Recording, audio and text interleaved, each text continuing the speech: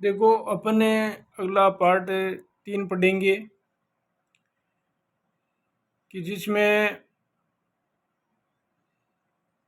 अपन पढ़ लिया था नेपोलियन की संहिता। जो संहिता के नहीं उसका नियम थे वो 1804 में स्थापित किए गए थे। और आगे आप अभी देखिए कि मानक भार है तथा नाप और एक राष्ट्रीय मुद्रा से एक इलाके से दूसरे इलाके में वस्तुओं और पूंजी के आवागमन में यानी सहूलियत होगी। तो मानक भार है, नाप है, एक राष्ट्रीय मुद्रा से एक इलाके से दूसरे इलाके में वस्तुओं और पूंजी के आवागमन में यानी सहूलियत होगी। तो ये भी इस नेपोलियन संहिता में जोड़ा गया था। अब देखो अपन एक पीछे चित्र दिखाई दे रहा है ये। तो इस चित्र का देखो आपको काफ़ी लोग एक जगह इकट्ठे खड़े हुए हैं और देखो ये कुछ प्रतीक चिन्ह लेकर के भी खड़े हैं। तो देखो ये ज़वेब्रेकेन यानी जर्मनी में स्वतंत्रता के वृक्ष का रोपण है। मतलब कि यहाँ स्वतंत्रता स्थापित करने के लिए ये लोग कुछ झंडे या कुछ प्रतीक चिन्ह लेकर के स्वतंत्रता का वृक्ष लगा रहे, ऐसा दिखाया गया है। इसमें देखो क्या दे रखा है कि जर्मन चित्रकार कार्ल कैस्पर फ्रीट्स द्वारा बनाया गया इस रंगीन चित्र का विषय फ्रेंच सेनाओं द्वारा ज़वेब्रेकेन शहर पर कब्जा है।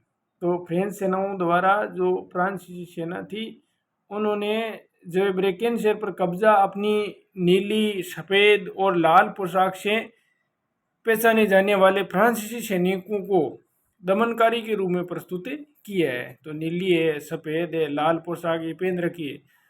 तो इसे क्या है, दमनकारी के रूप में ये दर्शाया गया है कि ये सेना किस तरह अत्याचार कर रही है।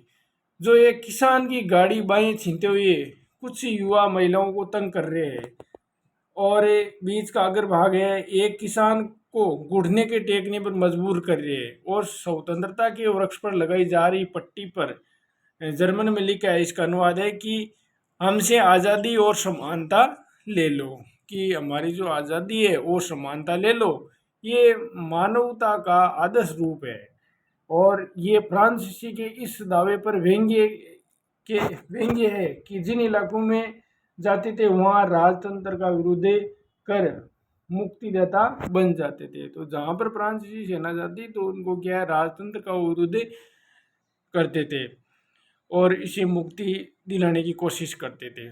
तो यहाँ पर ये चित्र दिखाने का क्या है कि जनता से ये कहना चाहता है कि यानी जनता ये कहती हमारी आज़ादी और समानता है वो ले लो, आप छीन लो। फ्रांसीसी सेनाओं को ऐसा कह रहे कि आप हमारे पर अत्याचार क्यों कर रहे हो। तो जर्मन जो है देश उसमें ये स्वतंत्रता की शुरुआत होती है। तो इसी तरह के माध्यम से ही समझाया गया है। आगे देखिए ये अपन नेपोलियन की संहिता पढ़ ली थी और अब आगे देखिए लेकिन जीते हुए इलाकों में स्थानीय लोगों ने जीते हुए लोगों की फ्रांसीसी सेना के प्रति मिलीजुली प्रतिक्रिया थी।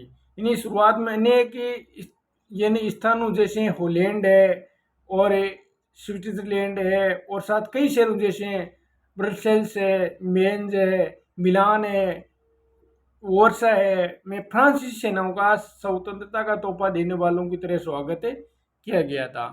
तो शुरुआत में क्या है, इन राज्यों इन देशों द्वारा यानी उस फ्रांसीसी सेनाओं को क्या है, स्वागत किया गया था। यानी ब्रसेल्स है, मेंज है, मिलान है, वर्षा है, फ्रांसीसी सेनाओं को क्या है, स्वतंत्रता का तोहफा दिया था, उनको बधाइयाँ दी थी और स्वागत किया गया था। मगर देखो आगे क्या है कि मगर ये शुरुआती उत्साह शीघ्र ही दुश्मनी में बदल गया था। तो शुरुआती जो उत्साह थी, जो उसमें जोश था, वो किस में बदल गया था, दुश्मनी में बदल गया था।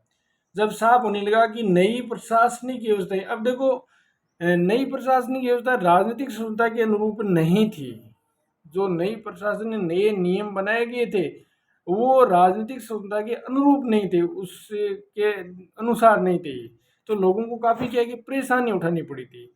और बढ़े हुए कर, देखो कर भी क्या है, अधिक जब युद्ध होगा तो यानी सैनिक है, यानी सैनिकों की संख्या बढ़ानी पड़ेगी, और कर है ज़्यादा ला दिया गया था। एक देखो यहाँ जो एक शब्द दे रखा है सेंसरशिप, और बाकी यूरोप को जीतने के लिए फ्रेंच सेनाओं में जबरन भर्ती से हो रहे नुकसान और प्रशासनिक परिवर्तनों से मिले फायदों कई ज़्यादा नजर आने लगे थे।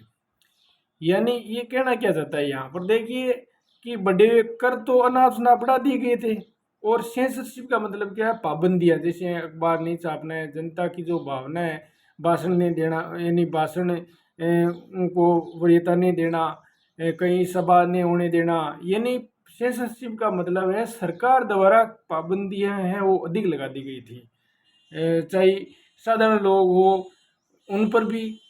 तो ये वो होती है आपकी सेंसरशिप। बाकी यूरोप को जीतने के लिए फ्रेंच सेनाओं ने जबरन भर्ती हो रहे नुकसान। अब देखो सेना में क्या है कि युद्ध होगा तो सेना की जरूरत पड़ेगी, तो भर्ती ज्यादा होगी। अब इससे क्या है कि नुकसान प्रशासनिक प्रयत्नों से मिले फायदों से कई ज्यादा नजर आने लगे थे। तो प्रशासनिक में जो परिवर्तन हुआ, प्रशासन में काफी परिवर्तन किया गया था ना। अब देखो एक आपको ये चित्र दिखाई देगा, चित्र 5। देखो एक व्यक्ति ऐसा लग रहा है कि कोई झंडा लेकर जा रहा है और हाथ में, और पीछे जो देखो ये आपको कागज है वो नीचे एक एक करके नीचे गिरा रहा है जमीन पर, और अपनी वो क्या है दौड़ लगा रहा है। तो इसका देखो आप ये थोड़ा सा आगे इधर कर देता हूँ। देखिए आप कि राइनलैंड का डाकिया लाइप्सिग से आते हुए सब कुछ यानी वो गंवा देता है। राइनलैंड का डाकिया है वो लाइप्सिग से आते हुए सब कुछ गंवा देता है। यानी यहाँ नेपोलियन को 1813 में लाइप्सिग की लड़ाई हार कर, यानी एक बार ही काट देता हूँ कि जो नेपोलियन है 1813 में लाइप्सिग की लड़ाई हारकर फ्रांस लौटते डाके के रूप में दर्शाया गया है। इसके झोले से गिरते हुए हर चिट्ठी पर उन भूभागों के नाम लिखे है जिन्हें अब वे हार चुका है। यानी उन जो भूभाग है उससे नेपोलियन बोनापार्ट वो क्या है यानी हार चुके थे, वो क्षेत्र उसमें दर्शाए जा रहे हैं। वो डाके जहां पर चिट्ठी गिरा रहा है जो नेपोलियन बोनापार्ट हारा है। ये देखो लाइप्सिग, ये जो अगर बात करें लाइप्सिग की लड़ाई है उसमें देखो एक तो लाइप्सिग की लड़ाई 1813 में हुई थी। उसके बाद देखो उसमें कौन से गुट सम्मिलित थे, यानी एक तो उसमें देखो आपका पर्सा था, एक तो क्या था, देखो एक बार ये लिखने में दिक्कत आ रही है। देखो लाइप्सिग की जो युद्ध है उसमें एक गुट में था आपका यानी पर्सा, एक गुट में था पर्सा, और एक है ऑस्ट्रिया, ठीक है ना, एक आपका है ऑस्ट्रिया। और आगे देखिए और आपका इंग्लैंड आ जाएगा, क्या आ जाएगा, इंग्लैंड, अंग्रेज है ना। और एक आ जाएगा आपका रूस, और एक आ जाएगा आपका स्वीडन। एक कौन सा आ जाएगा, स्वीडन। ये जो देश है वो एक गुट बना रखा था जिसको इतिहास में लाइप्सिग के युद्ध के नाम से जाना गया है। यानी ये ऑस्ट्रिया है, पर्सा है, इंग्लैंड है, रूस है, स्वीडन है, ये क्या एक गुट बनाया था। और वो इतिहास में लाइप्सिग जो लाइप्सिग के युद्ध के नाम से प्रसिद्ध है। उसमें क्या है कि नेपोलियन को पराजित कर दिया गया था। इन्हें संयुक्त सेनाओं ने मिलकर के, यानी इस 5 देशों ने मिलकर के 1813 में नेपोलियन को पराजित कर दिया गया था। तो इसलिए इसको किस युद्ध से जाना गया है, लाइप्सिग से आते हुए जो भी ये डाकिया है हरे क्षेत्र है वो दर्शा रहे कि उस समय नेपोलियन बोनापार्ट है वो क्या है बुरी तरह से हार गया था 1813 में। अब देखो आगे अपन पढ़ते हैं, आगे देखिए भाई। अब बात करेंगे अपन यूरोप में राष्ट्रवाद का निर्माण। देखो बच्चों एक बार अपन क्या है कि ये पार्ट आपका थोड़ा सा आपको कठिन लग सकता है, लेकिन अगला पार्ट है जो भारत यानी भारत में राष्ट्रवाद, वो इतना ईजी है कि एक बार पढ़ने पर आपको याद हो जाएगा। ये थोड़ा सा आपको ढंग से समझना पड़ेगा, बाकी पार्ट आगे के सब ईजी है। अब देखिए यूरोप में राष्ट्रवाद का निर्माण।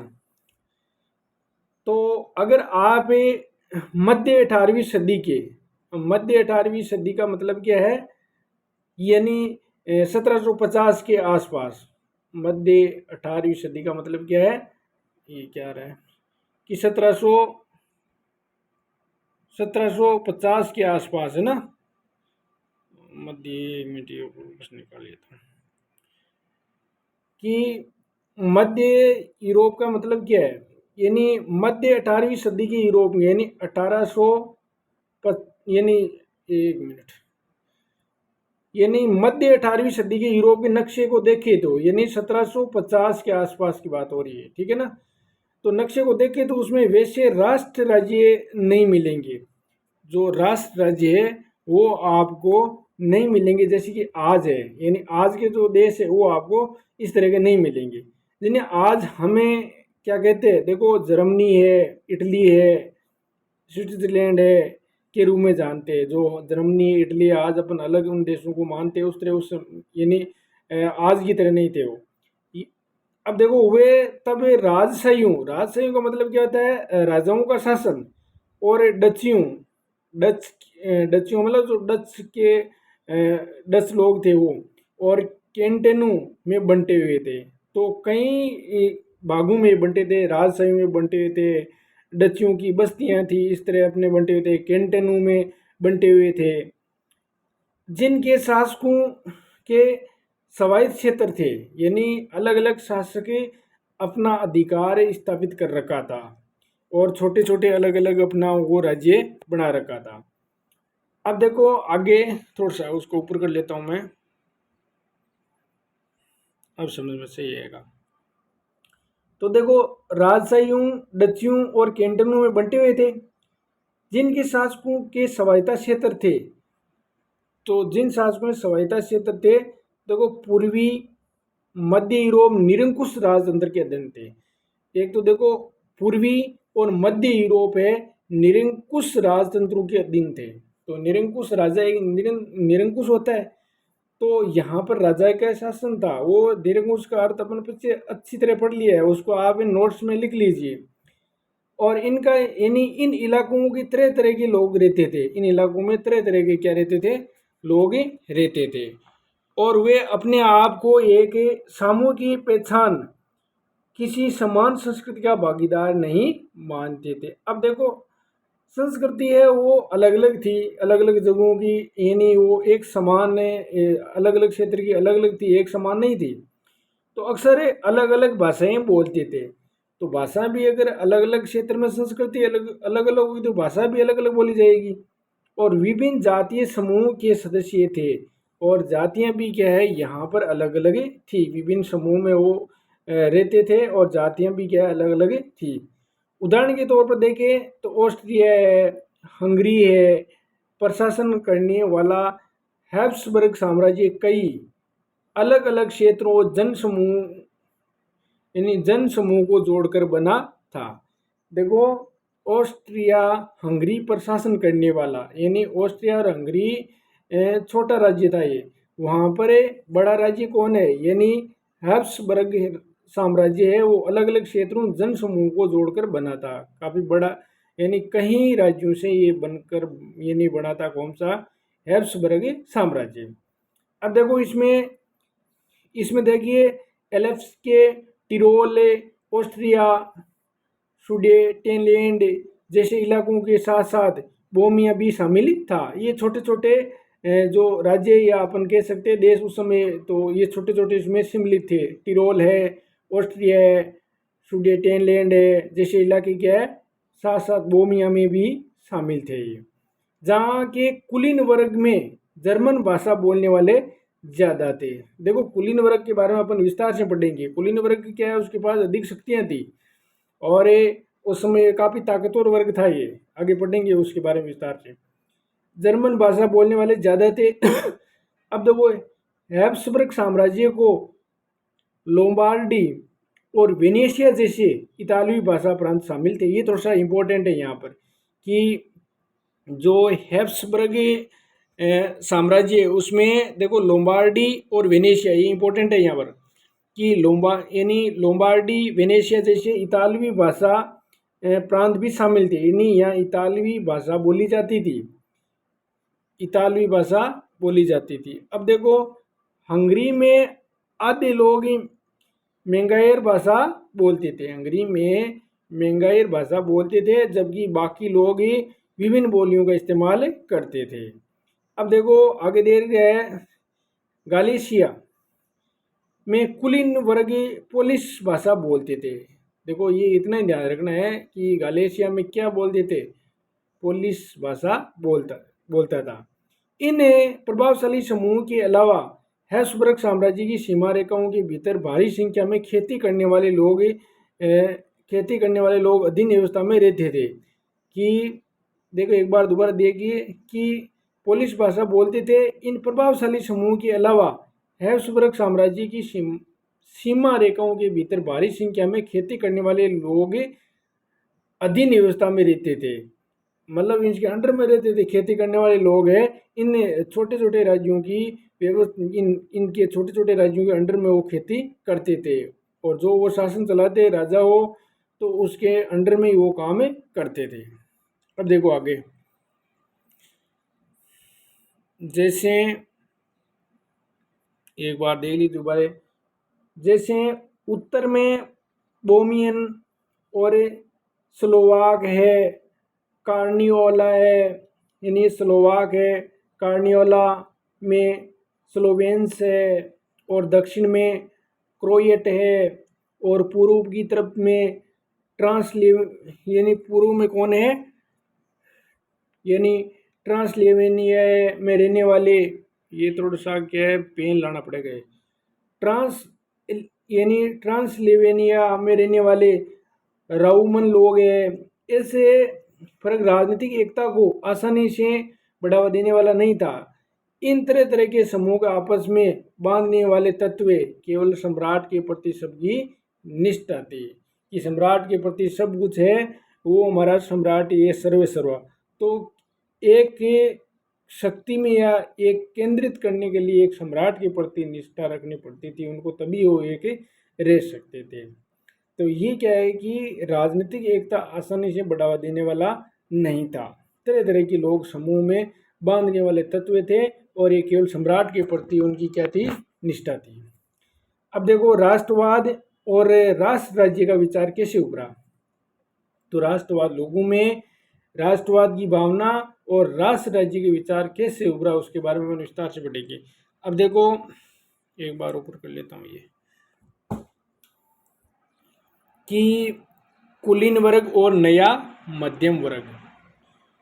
देखो ये जो कुलीन वर्ग है, ये क्वेश्चन यहाँ से निश्चित रूप से बनता है कि कुलीन वर्ग के बारे में आप क्या जानते हो। मध्यम वर्ग, देखो मध्यम वर्ग का तो बीच का है, ये जो नौकरशाही है वो मध्यम वर्ग में अपना काम चला लेता है, और कुलीन वर्ग क्या है, उच्च वर्ग है। ये एक देखो अपन कक्षा 9th में पढ़ करके आए थे, पादरी वर्ग है, कुलीन वर्ग है। ये क्या है कि काफ़ी शक्तिशाली थे उसके, यानी वो राजा भी उनकी बात माननी पड़ती थी, तो काफ़ी वे शक्तिशाली थे कुलीन वर्ग और पादरी वर्ग। तो अपन बात करेंगे यहाँ पर कुलीन वर्ग की, कि सामाजिक और राजनीतिक रूप से जमीन का मालिक कुलीन वर्ग यूरोपीय महाद्वीप का सबसे प्रभुत्वशाली वर्ग था। बहुत ही इम्पोर्टेंट है ये कि सामाजिक राजनीतिक रूप से जमीन का मालिक, यानी जमीन का मालिक और कुलीन वर्ग यूरोपीय महाद्वीप का सबसे प्रभुत्वशाली का मतलब क्या है, ताकतवर वर्ग था ये कुलीन वर्ग। चाहे राजनीतिक में देख लो, चाहे जमीन के वो मालिक के रूप में देख लो, तो वो क्या है, प्रभुत्वशाली एक ताकतवर वर्ग था। तो ये इम्पोर्टेंट रहेगा आपके लिए, ये नोट्स में लिख लेना आप। इस वर्ग के सदस्य एक साझा जीवन शैली में बंधे हुए थे। तो ये वर्ग एक साझा जीवन शैली में बंधे हुए थे, जो देखिए यानी क्षेत्रीय विभाजनों के आर पार व्याप्त थी। तो क्षेत्रीय विभाजन के आर पार व्याप्त थी। वे ग्रामीण इलाकों में जायदाद और शहरी हवेलियों के मालिक थे। उनकी और क्या यानी कुलीन वर्ग की और क्या विशेषता थी? देखो, वो ग्रामीण इलाकों में जायदाद और शहरी हवेलियों की यानी जो भी बड़ी संपत्तियां थी उन पर उनका अधिकार था गाँव में, और शहरी हवेलियों के ये क्या थे? मालिक थे। उनके पास पैसों की कोई कमी नहीं थी। राजनीतिक कार्यों के लिए तथा उच्च वर्ग के बीच फ्रेंच भाषा का प्रयोग करते थे। तो राजनीतिक कार्य और उच्च वर्ग के बीच में कौन सी भाषा बोली जाती थी? फ्रेंच भाषा। ये याद रखना बहुत इंपॉर्टेंट है यहाँ पर। इनके परिवार अक्सर वैवाहिक बंधनों से आपस में जुड़े होते थे, तो ये वैवाहिक बंधनों में भी बंधे हुए होते थे। मगर ये शक्तिशाली कुलीन वर्ग संख्या के लिहाज से एक छोटा समूह था। देखो, संख्या के लिहाज से अगर देखा जाए तो कुलीन वर्ग क्या था? बिल्कुल ही यानी कम था। ये कुलीन वर्ग क्या था? संख्या के लिहाज से बिल्कुल ही कम था। और जो तृतीय अगर देखिए किसान है, वो संख्या के लिहाज से ज़्यादा थे। मध्यम वर्ग है, किसान वर्ग है, ये क्या है? संख्या। ये जो कुलीन वर्ग है वो बिल्कुल ही क्या था? कम था।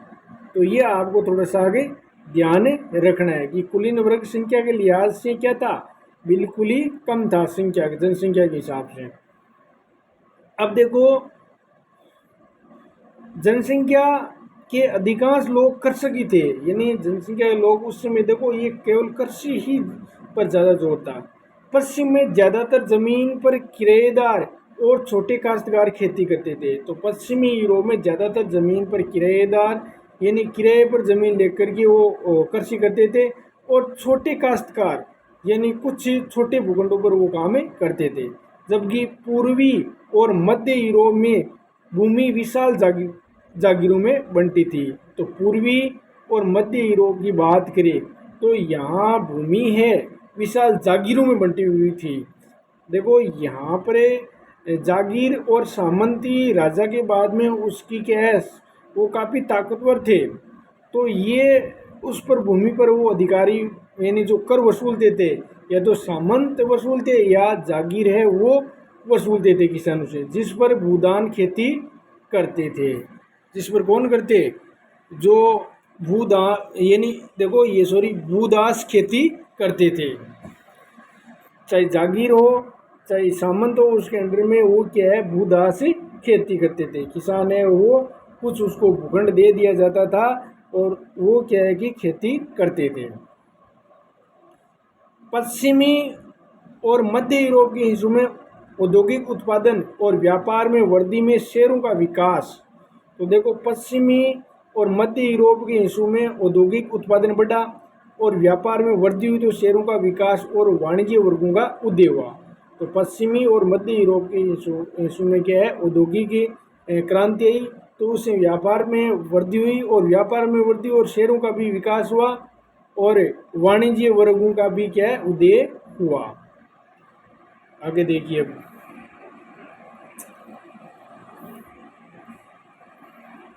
आगे आप देखिए कि अस्तित्व बाजार के लिए उत्पादन टिका था। इंग्लैंड में औद्योगिकरण 18वीं सदी के दूसरे भाग में आरंभ हुआ। ये थोड़ी सी आपको डेट पूछी जाएगी, यानी इंग्लैंड में औद्योगिकरण की 18वीं सदी के दूसरे भाग में, मतलब इंग्लैंड की बात करें तो दूसरे भाग का मतलब 1750 ईस्वी के आसपास, ठीक है ना। तो 18वीं सदी के दूसरे भाग में इंग्लैंड में क्या हुआ? औद्योगिकरण हुआ था। औद्योगिकरण का मतलब क्या है? मशीनों द्वारा वस्तुओं का निर्माण करना, वो कहलाता है औद्योगिकरण। नई नई तकनीक के माध्यम से मशीनों का निर्माण करना क्या कहलाता है? औद्योगिकरण कहलाता है। लेकिन फ्रांस और जर्मनी के राज्यों के, ये थोड़ा सा पेन लेके आना पड़ेगा मेरे को। तो देखो, 18वीं सदी के दूसरे भाग में आरंभ हुआ, लेकिन फ्रांस और जर्मनी के राज्यों के कुछ हिस्सों में ये 19वीं सदी के दौरान में हुआ था। देखो, फ्रांस है, जर्मनी के राज्यों के कुछ हिस्सों में 19वीं सदी के दौरान ये प्रारंभ हुआ था। क्या? औद्योगिकरण। इंग्लैंड में तो 1750 में ही प्रारंभ हो गया था, और बाकी जैसे अपन फ्रांस है, जर्मनी, ये लगभग 19वीं सदी के दौरान आरंभ हुआ। इस प्रक्रिया के फलस्वरूप नए सामाजिक समूह अस्तित्व में आए। तो नए सामाजिक समूह का निर्माण हुआ। जैसे देखो, एक तो इसमें श्रमिक वर्ग है कि लोग, और मध्यम वर्ग के देखो, एक तो मध्यम वर्ग जो उद्योगपतियों, व्यापारियों और सेवा क्षेत्र के लोगों से बने थे। अब देखो यहाँ पर एक बार दोबारा देख लीजिए कि इस प्रक्रिया के फलस्वरूप नए सामाजिक समूह अस्तित्व में आए। एक तो श्रमिक वर्ग के लोग, एक मध्यम वर्ग जो उद्योगपतियों और एक व्यापारियों और सेवा क्षेत्र के लोगों में बने। मध्यम और पूर्वी यूरोप में इन समूह का आकार 19वीं सदी में अंतिम दशकों तक छोटा था। तो मध्यम और पूर्वी यूरोप यानी बीच का यूरोप और पूर्वी यूरोप के समूह का आकार 19वीं सदी में अंतिम दशकों तक ये छोटा था। कुलीन विशेष अधिकारों की समाप्ति के बाद शिक्षित उदारवादी मध्यम वर्ग के बीच ही राष्ट्रीय एकता के विचार लोकप्रिय हुए थे। यानी अपन बात करें कि कुलीन जब क्रांति हुई, जब राजाओं के जो राजतंत्र के खिलाफ जनता ने आवाज़ उठाई, कुलीन और पादरी है, सामंत है, जागीरदारों के विशेष अधिकार क्या कर दिए थे, समाप्त कर दिए थे। तो उससे शिक्षित और उदारवादी मध्यम वर्ग के बीच में क्या आई, राष्ट्रीय एकता के विचार है लोकप्रिय हो गए थे। शिक्षित वर्ग और उदारवादी मध्य वर्ग के बीच में क्या है, राष्ट्रीयता की विचारधारा वो लोकप्रिय हो गई थी। तो इस तरह बच्चों ये अपने आज इतना ही पढ़ेंगे। कल अपन उदारवादी राष्ट्रवाद के क्या मायने, तो उनको आप थोड़ा सा आगे 2-3 बार उसको ढंग से देख लीजिए, तो आपको ये क्या हो जाएगा, आपको याद हो जाएगा। धन्यवाद बच्चों।